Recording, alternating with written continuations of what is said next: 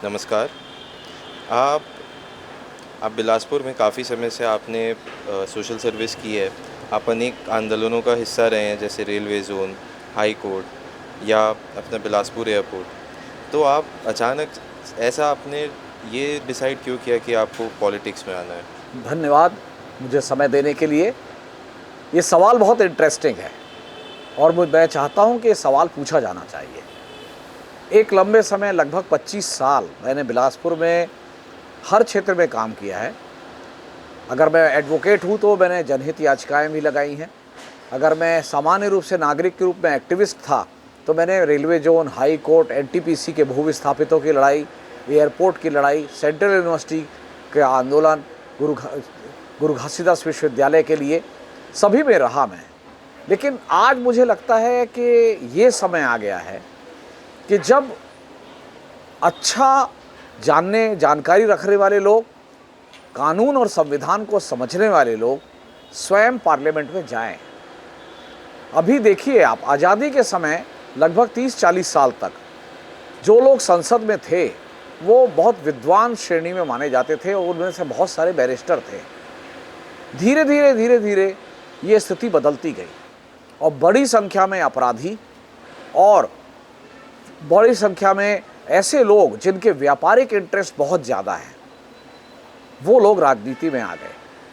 इसका परिणाम ये हुआ है कि जनता के हित के बजाय ये सारे लोग अपने हितों की नुमाइंदगी करते हैं, अपने हितों के लिए पॉलिसीज़ बनवाते हैं और जनता का हित या क्षेत्र का हित उनके लिए सेकेंडरी हो जाता है। इसका परिणाम हमने देखा है। बिलासपुर छत्तीसगढ़ का दूसरा प्रमुख शहर है, न्यायधानी है। मध्य प्रदेश के समय से इसका एक राजनीतिक वजन था, लेकिन राज्य निर्माण के बाद आईआईटी बना तो भिलाई, आईआईएम बना तो रायपुर, एम्स बना तो रायपुर, हाईकोर्ट यहाँ है लेकिन लॉ यूनिवर्सिटी बनी रायपुर में। एनटीपीसी का प्रदूषण कचरा हम झेल रहे हैं, उसके सीएसआर के पैसे का ट्रिपल आईटी बना तो रायपुर। उत्तराखंड हमारे साथ राज्य बना था, उत्तराखंड में भी लगभग वैसा ही कुमाऊं और गढ़वाल के बीच में कंपटीशन है जैसा रायपुर बिलासपुर के बीच छत्तीसगढ़ में हमेशा रहा। वहाँ एम्स ऋषिकेश में बनता है, राजधानी देहरादून में नहीं। ये चीज़ यहाँ क्यों नहीं हो पाई? इसलिए नहीं हो पाई कि बिलासपुर के सफल और सशक्त नेतृत्व नहीं रहा। आज इस बार भी आप चुनाव में देखेंगे तो एक पार्टी का प्रत्याशी 150 किलोमीटर दूर से इम्पोर्टेड है और वो भी रायपुर भिलाई से। वो यहाँ के हितों की बात नहीं रखेगा, ये आप भी जानते हैं। दूसरा प्रत्याशी एक 5 साल एमएलए रह चुके हैं लोरमी विधानसभा से, उनके 5 साल के कार्यकाल की उपलब्धि शून्य है। इसको देखते हुए मैंने ये फैसला किया कि नहीं, ये समय है जब हमको पार्लियामेंट में जाना चाहिए। और इसलिए भी जाना चाहिए कि बहुत चर्चा है कि संविधान पर बदलाव होगा। संविधान पर 1 nation 1 election, common civil code, delimitation जैसे बहुत सारे बदलाव प्रस्तावित हैं। तो इस बदलाव पे बहस कौन करेगा? जो संविधान को जानता है वो, या जो 12वीं पास है वो। इसलिए मैं चुनाव लड़ रहा हूं और हमर राज पार्टी हमारे मूल निवासियों की पार्टी है। 32% आदिवासी समाज, 12% दलित समाज और यहाँ के जो छत्तीसगढ़ी लोग हैं, हम सब की पार्टी है। इस बार चुनाव प्रचार में बाल्टी छाप को मदद करिए। दो इतनी मेजर पार्टीज़ के होते हुए भी आप इंडिविजुअली उसमें क्यों खड़े हो रहे हैं? देखिए, इंडिया में आपको जानना चाहिए कि यहाँ मल्टी पार्टी डेमोक्रेसी है। ये यूएस नहीं है जहाँ पर रिपब्लिकन और डेमोक्रेट के अलावा कोई पार्टी नहीं होती। और जाहिर बात है, अगर मल्टी पार्टी डेमोक्रेसी है तो इसका मतलब ये है कि हमारा सिस्टम ये रिकॉग्नाइज़ करता है कि यहाँ ऐसी वॉइसेस हैं जिनको 2 मेजर पार्टी रिप्रेजेंट नहीं करती। और अभी तो खासकर ये देखने में आया है कि कांग्रेस हो या बीजेपी, ये दोनों party largely controlled by large corporates है। अभी इलेक्टोरल बॉन्ड का जो मामला आया, उसमें सुप्रीम कोर्ट ने अगर ये फैसला नहीं दिया होता कि ये अनकॉन्स्टिट्यूशनल है, तो बीजेपी तो ठीक है, वो लेके आई थी, 8,000 करोड़ उन्होंने पाए इससे। कांग्रेस पार्टी ने भी इससे 1600-1700 करोड़ रुपए पाए हैं और कभी विरोध नहीं किया। ये तो सुप्रीम कोर्ट के जजमेंट के बाद उन्होंने विरोध शुरू किया है। As a political plan.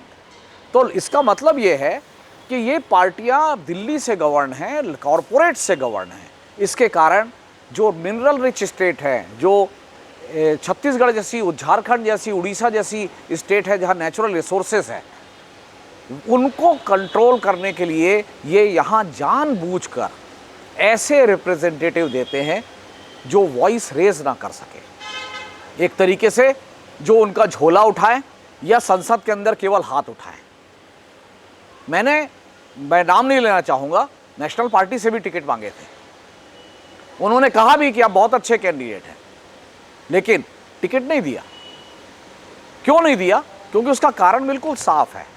अगर मेरे जैसा आदमी जिसका एक्टिविज्म में ही बहुत लड़ने का इतिहास है, कॉरपोरेट के खिलाफ भी मैंने कई PIL की हैं, पब्लिक इंटरेस्ट में, एनवायरनमेंट के लिए, माइनिंग के लिए, कोल ब्लॉक डी अलोकेशन के केस में भी मैंने किया है सक्सेसफुली, प्राइवेट यूनिवर्सिटी के खिलाफ सक्सेसफुली PIL की है।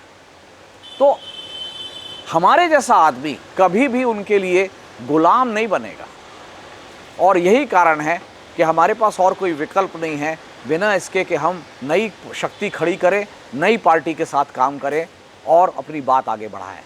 जहाँ तक हमर राज पार्टी की बात है, ये यहाँ के मूल निवासियों की पार्टी है, जल जंगल ज़मीन की बात करती है, वाटर सिक्योरिटी की बात करती है, एनवायरनमेंट सिक्योरिटी की बात करती है। इससे मेरी विचारधारा मेल खाती है। आज इसीलिए मैं इस पार्टी से चुनाव मैदान में हूँ। ये लीजिए, इस बार चुनाव चिन्ह बाल्टी छाप हमर राज पार्टी से। बेटा चलो। बाकी कैंडिडेट और आप में क्या अंतर है? आप बेहतर कैंडिडेट कैसे हैं? देखिए, मैं किसी के व्यक्तिगत उस पर ज़्यादा कमेंट नहीं करना चाहता, लेकिन चूंकि हम चुनाव लड़ रहे हैं और मेरा फ़र्ज़ बनता है कि मैं लोगों को ये बताऊं कि मैं क्यों बेहतर हूं, इसलिए मैं ये कहता हूं कि 2-3 चीज़ें हैं। एक तो ये कि बिलासपुर के प्रति जितना संघर्ष हम लोगों ने किया है, मैंने किया है, उतने इन दोनों बड़ी पार्टियों के कैंडिडेट या जो भी और कैंडिडेट लड़ रहे हैं किसी ने नहीं किया है। बिना विधायक या सांसद रहे हर आंदोलन में railway zone, railway line, Mungeli line का मामला, साइकिल यात्रा हो, या हाई कोर्ट की स्थापना का मामला हो, या एयरपोर्ट की स्थापना का मामला, हर जगह हमने संघर्ष किया है, यहाँ से लेकर दिल्ली तक। तो ये तो एक जाहिर बात है जो मुझे बाकी कैंडिडेट से अलग करती है। साथ ही साथ इसको भी देखिए कि ये दोनों व्यक्तियों को, जो बड़ी पार्टी के कैंडिडेट हैं, एक बार विधायक रहने का मौका मिल चुका है। भिलाई के विधायक रहते BSP की लीज की ज़मीन फ्री होल्ड कराने का वादा किया गया था, लेकिन वो वादा आज भी पूरा नहीं हुआ। लोरमी का विधायक रहते हुए मुंगेली जिले से जाने वाली रेल लाइन का अलाइनमेंट बदल गया और माननीय विधायक को पता भी नहीं चला। आज जो रेलवे स्टेशन प्रस्तावित है वो लोरमी टाउन से लगभग 25 किलोमीटर दूर है, जबकि पहले के प्रस्ताव में ये मुश्किल से 10 या 12 किलोमीटर था। तो जाहिर बात है कि विधायक रहते हुए जिनकी उपलब्धि शून्य है, उनके मुकाबले मैंने बिना विधायक रहते हुए जो काम किया है वो मुझे इनसे आगे करता है। इसके अलावा आने वाले इस पार्लियामेंट में, जैसे मैंने पहले अपने बताया कि कॉन्स्टिट्यूशन पे बड़ी बहस होने वाली है। मैं एक ट्रेंड एडवोकेट हूँ और संवैधानिक मामलों को मैं हाई कोर्ट और सुप्रीम कोर्ट में लड़ता रहा हूँ। तो मैं, जाहिर बात है कि संविधान से संबंधित किसी भी प्रस्ताव पर ज़्यादा बेहतर तरीके से राय रख सकता हूँ। मैं कॉमन सिविल कोड के बारे में बताना चाहूँगा। कॉमन सिविल कोड के बारे में लोगों को ये धारणा है कि केवल अल्पसंख्यकों को प्रभावित करेगी, जबकि ऐसा नहीं है। अल्पसंख्यक ही नहीं, हर जाति धर्म के अपने शादी के रीति रिवाज हैं, तलाक के रीति रिवाज है, संपत्ति बंटवारे के रीति रिवाज है, सभी पर समान नागरिक संहिता का असर होना है। तो आज छत्तीसगढ़ के आदिवासी समाज, दलित समाज, सतनामी समाज, पिछड़े वर्ग पर इनका क्या असर होगा, इसको बहस करने के लिए संविधान की जानकारी जरूरी है। परिसीमन अगर होगा तो जैसा पहले देखने में आया कि केवल जनसंख्या के आधार पर हुआ, तो रायगढ़ और जशपुर में सीटें घट गई। अगर ऐसा होता है तो छत्तीसगढ़ को नुकसान होगा, तमिलनाडु जैसे राज्य में, उत्तर प्रदेश जैसे राज्य में सीटें बढ़ेंगी और हमको नुकसान होगा। इन सब के लिए संविधान की जानकारी, कानून की जानकारी जरूरी है। और मैं एक अच्छा अधिवक्ता होने के नाते ये विश्वास से कहता हूँ कि मैं अन्य कैंडिडेट लोगों से ज़्यादा बेहतर इस मसले पर भी राय रखूँगा। आप इलेक्शन जीत जाएंगे तो फिर क्या करेंगे? देखिए, इलेक्शन जीत जाने के बाद जो प्राथमिकता है वो तो बहुत साफ है। सभी कह रहे हैं कि भारत आने वाले समय में 5 ट्रिलियन इकोनॉमी बनेगा। वो 2030 में बनेगा कि 2035 में बनेगा कि 2025 में बनेगा, ये अलग स्थिति है। विकसित राष्ट्र बन जाएगा विकासशील से, ये भी तय है। हमारा इतना बड़ा मार्केट है, ये सब चीज़ें स्वाभाविक रूप से होनी हैं समय के अंतराल में। तो अगर मैं जीतता हूँ तो मैं प्रयास करूँगा कि इस विकसित राष्ट्र का, इस विकसित होने वाले भारत का अधिक से अधिक हिस्सा बिलासपुर, मुंगेली और छत्तीसगढ़ को मिले। आज आप देख रहे हैं हमारे हिस्से में एक्सप्लॉइटेशन ज़्यादा है। कोयले की खदानों के लिए हमारे यहाँ की ट्रेनें रद्द कर दी जाती हैं, ज़मीनों से विस्थापन हो रहा है, कोयले का ट्रांसपोर्ट हो रहा है दिल्ली बम्बई के लिए। महानगरों में 10 मिनट बिजली ना जाए इसकी कीमत हम चुका रहे हैं कि हमारे यहाँ रोजगार भी समाप्त हो रहा है। रेलवे के कारण जो लोग टेंगनमाड़ा से, खोंगसरा से, कोटा से जो बिलासपुर आके रोजगार करते थे, सब्जी भाजी ला के बेचते थे, आज संभव नहीं है। तो ये जो असमान विकास है, ये जो असंतुलित विकास है, इसको संतुलित करना सबसे बड़ी चुनौती है। तो कोई स्पेसिफिक योजना पे काम करना तो अपनी जगह है कि एयरपोर्ट, बड़ा एयरपोर्ट हो जाएगा, रेलवे में और नई ट्रेनें चलेंगी, ये सब बातें हैं। मुंगेली में मेडिकल कॉलेज होगा, ये भी एक अपनी बात है। लेकिन साथ साथ हमें ये सुनिश्चित करना होगा कि जो ग्रोथ है, जो डेवलपमेंट है, वो इंक्लूसिव हो। आज आपको मैं एक तथ्य बताता हूँ कि लगभग एक पावर प्लांट को 1000 एकड़ ज़मीन जाती है। 1000 एकड़ ज़मीन का आप 2 लाख, 5 लाख, 10 लाख की रेट से मुआवजा देते हैं, लेकिन उसी प्लांट से सैकड़ों करोड़ रुपए सालाना कमाते हैं। हम प्रॉफिट अपोर्शन क्यों नहीं कर सकते? हम जो विकास हो रहा है, जो बड़े लोगों को लाभ हो रहा है, उस लाभ को छोटे लोगों को, गरीब लोगों में क्यों नहीं बांट सकते? तो मैं विकास का मॉडल सही हो, इसके लिए प्रयास करूंगा। स्थानीय जो ज़रूरतें हैं सबके लिए प्रयास करूंगा। केवल बिलासपुर ही नहीं, बिलासपुर की 8 विधानसभा, मस्तूरी, सरगांव, पथरिया, बिल्हा, ये जितने क्षेत्र हैं, जितने कस्बे हैं, हर जगह जीवन स्तर सुधरे, सुविधाएं बढ़े, स्वास्थ्य की सुविधा बढ़े, शिक्षा की सुविधा बढ़े, लोरमी में बढ़े, मुंगेली में बढ़े, कोटा में बढ़े, बेलतरा में बढ़े, ये सब का मेरा प्रयास होगा। भैया इस बार बाल्टी छाप को हमर राज पार्टी से मदद करिए। आपसे बात करके बहुत अच्छा लगा। कोई और मैसेज है जो आप देना चाहेंगे? देखिए, मैं जो मैसेज देना चाहता हूँ वो बहुत सिंपल है। हमको जो एक बात कही जाती है कि कोई और विकल्प नहीं है, TINA factor, there is no alternate, इस सोच से बाहर आना है। मैं युवाओं से मांग करूंगा, महिलाओं से मांग करूंगा, ये मत सोचें कि केवल 2 बड़ी पार्टियां चुनाव लड़ रही हैं।